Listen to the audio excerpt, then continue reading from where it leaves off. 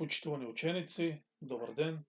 Јас сум наставник Зоран Тодоров, наставник по историја и граѓанско образование во основното училиште Јосип Броз Тито од Валандово. И денеска уште еднаш ќе се потрудам да ви помогнам да совладате наставна содржина по предметот историја, односно ќе се потрудиме програмата која што ја имаме да ја совладаме до крајот на ова учебна година, без разлика на состојбата во која се наоѓаме. Денеска ќе работиме наставна содржина за 9-то оделение, а тоа е наставната содржина самостојна и независна Македонија, и ќе видиме како македонскиот народ успеал да ги оствари идеалите за кои се бореле генерации и генерации македонци, а тоа беше создавање на самостојна и независна Македонија. Македонија како држава или како посебна единица постоеше од 1945 година, меѓутоа се до 1991 година беше дел од Социјалистичка федеративна Република Југославија, или беше дел од таа така наречена Југословенска федерација и немаше комплетна независност.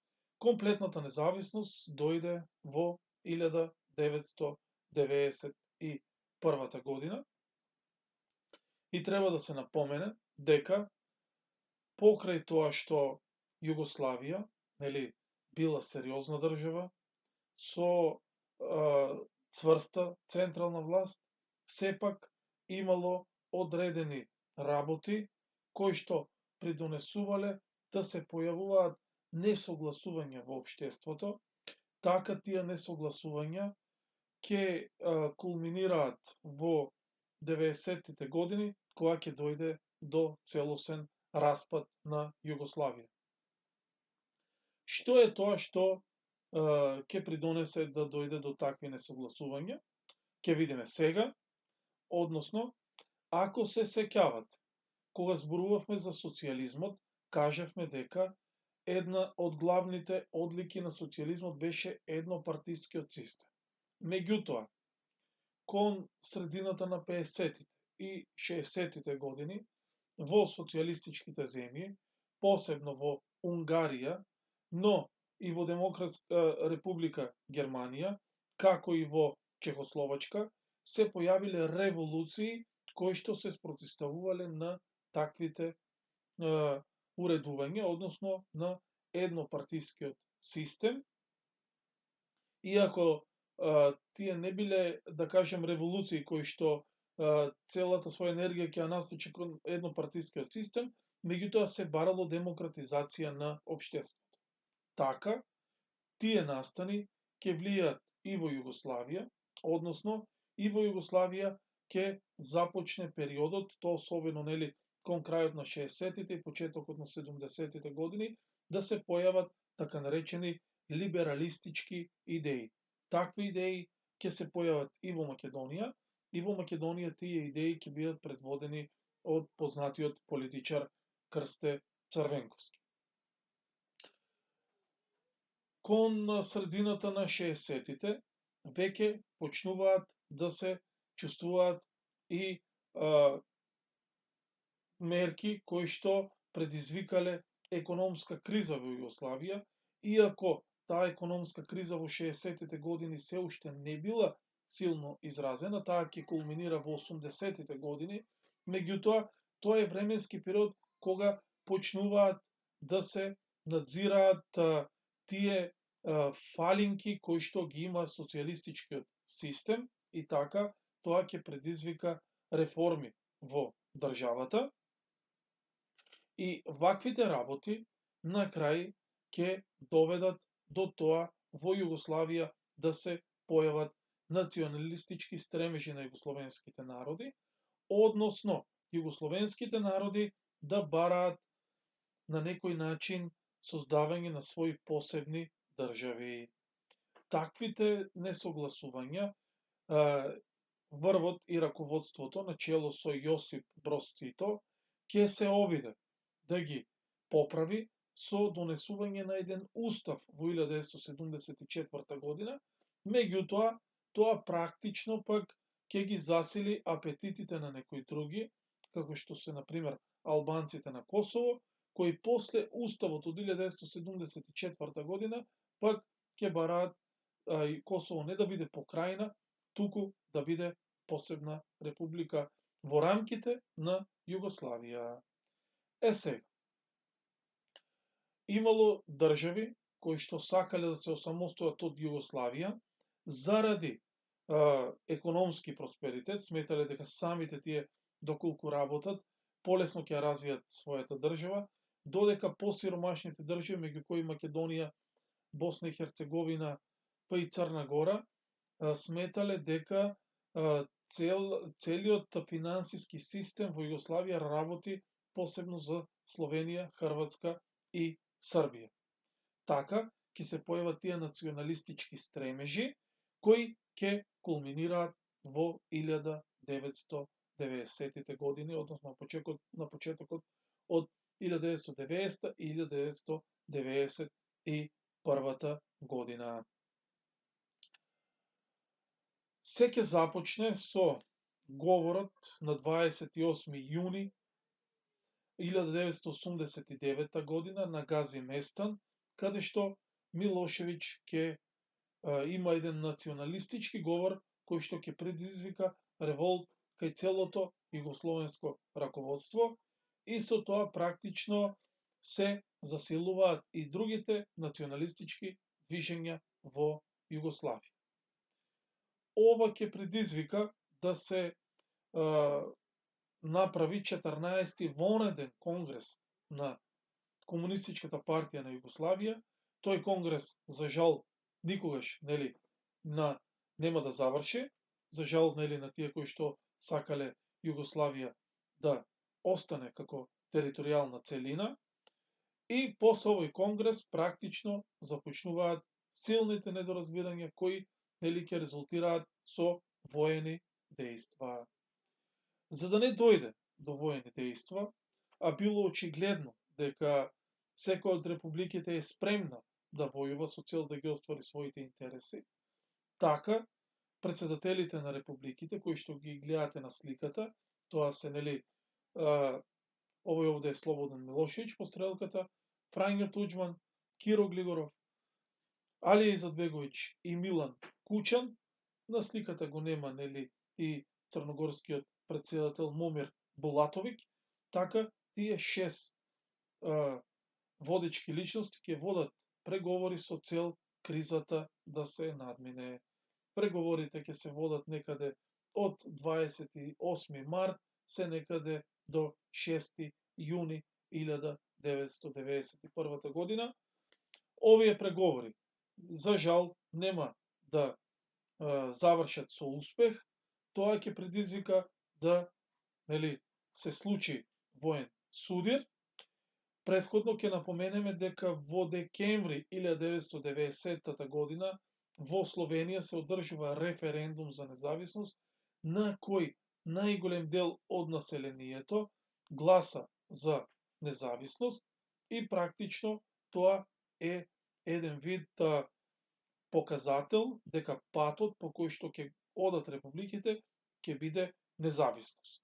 Така, кажавме, после тоа следуваат разговорите на председателите на републиките и веќе кажавме дека практично тоа ќе значи започнување на војна. Таа војна ќе започне некаде на крајот на април, почетокот на мај, со тоа што операциите ќе започнат на територија на Хрватска, ќе имаме судир на хрвати со југословенската милиција тогашна и треба да се каже дека вовед на војната е овој познат фудбалски надпревар одржан на 13 мај 1990 година помеѓу Динамо и Црвена звезда, одигран на Максимир, кога ќе дојде до жесток судир помеѓу навивачите, односно навивачите на Динамо, Bad Blue Boys и навивачите на Црвена звезда Делии, кои што ќе се судрат, меѓутоа тоа не било обично фудбалско навивачко судирање, туку цело време судирите биле пропратени со националистички песни, извици, пароли и така натаму. Ова ќе кулминира со прекин на надпреварот и ова се смета дека представува почеток на сите судири, кои што, веќе кажавме, ќе започнат во април 1990 година. Ова е една слика од словенската независност и, за жал, овие жестоки војни операции ќе бидат прилично лоши. Зошто?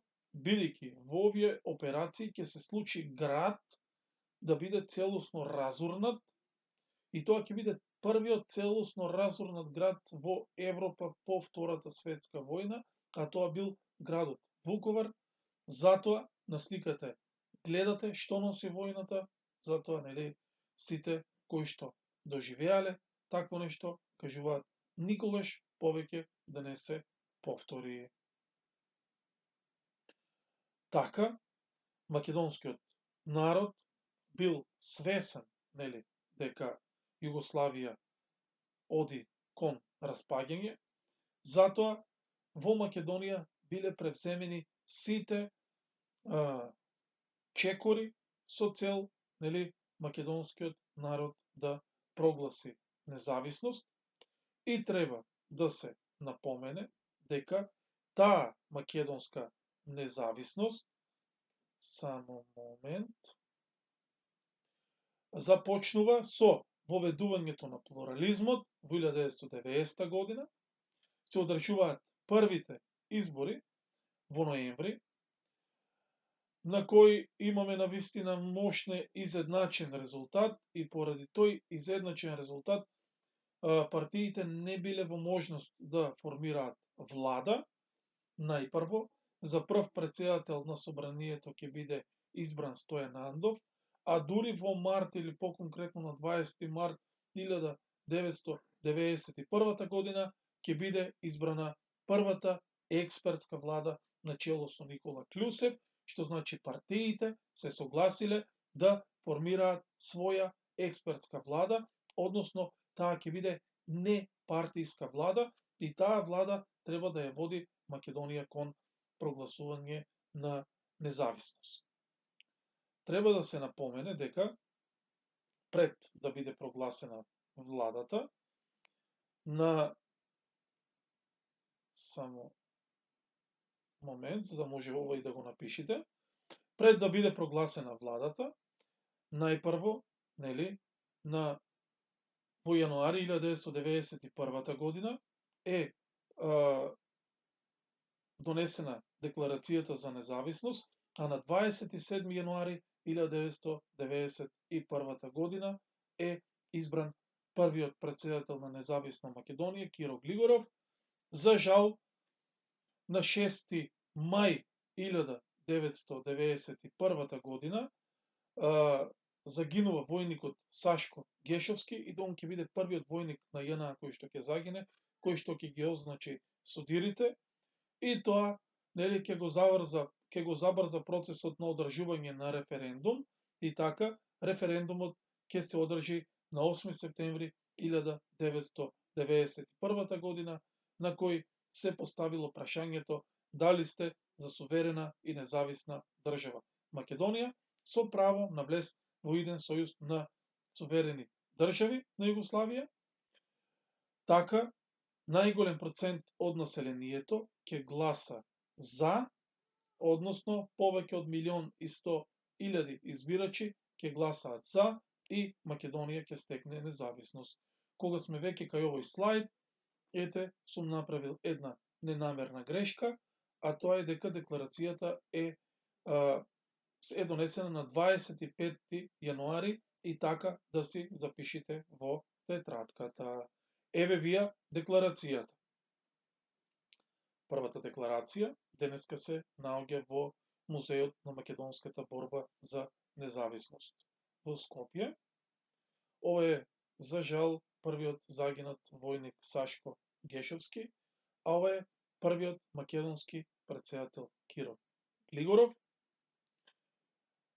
Ова е една слика на кој можеме да видиме дека се одржува прослава на плоштадот Македонија во Скопје и ова прослава всушност е символ на македонската независност.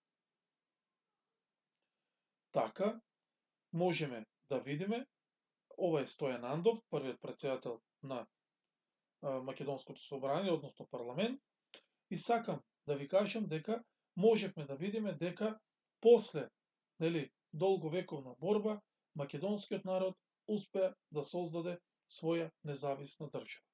Меѓутоа, за да бидете држава која што ќе биде рамноправно признаена од другите држави, мора да изградите односи со кои другите држави ќе ја прогласат вашата независност.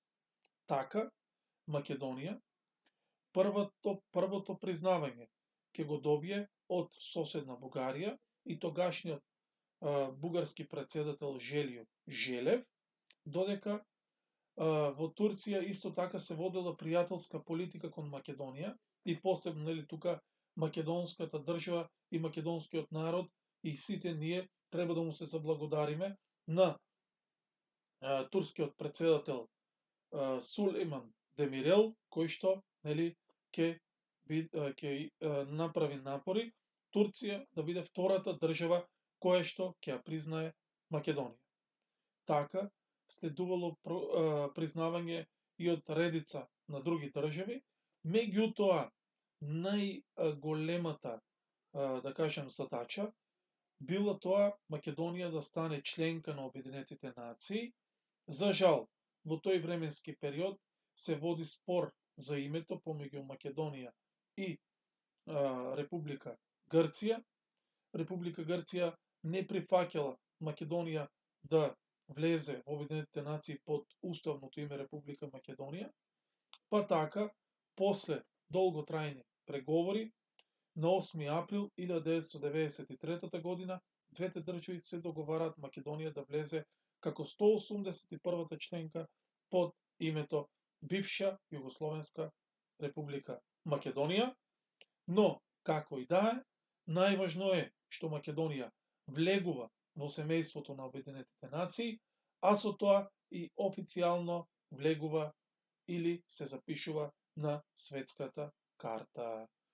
Од прилик, тоа е тоа за македонската независност. Се надевам дека запамтивте, се надевам дека лекцијата беше интересна и се надевам дека ги разбравте работите за кои што зборувавме. Од прилика, тоа е тоа.